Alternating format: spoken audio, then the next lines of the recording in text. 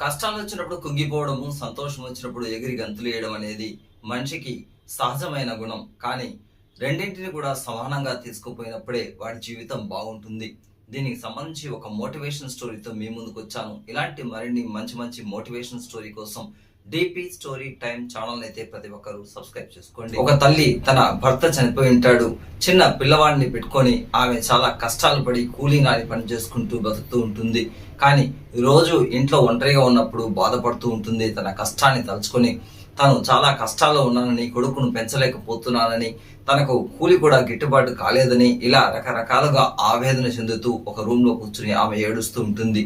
ఒకరోజు ఆ పిల్లవాడు తల్లి ఏడుస్తూ ఉంటే దగ్గరికి వెళ్ళి ఒక కుండలో నీళ్లు తీసుకొచ్చి ఆమె ముందర పెట్టి ఒక ప్లాస్టిక్ బాల్ ను తీసుకొచ్చి ఆమె చేతికిస్తాడు.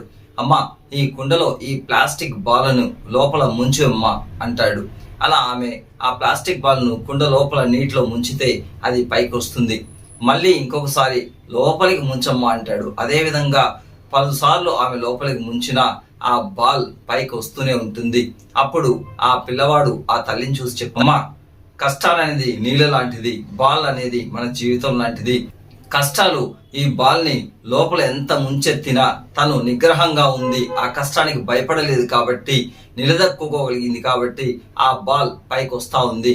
అదే విధంగానే మన జీవితంలో మన కష్టం వచ్చినప్పుడు ఇలా కష్టానికి కృంగిపోతే, దానికి భయపడిపోతే మనకు చావు తప్ప వేరే గతి లేదు. అదే ఆ కష్టాన్ని ఎదురించి నిలబడగలిగితే, మనోధైర్యంతో ఉండగలిగితే మనం ఈ బాల్ లాగా ఆ కష్టం నుంచి బయటపడతాం, మళ్ళీ మనం మంచి స్టేజ్కి వెళ్తామని చెప్పి ఆ తల్లికి ఓదార్పునిస్తాడు.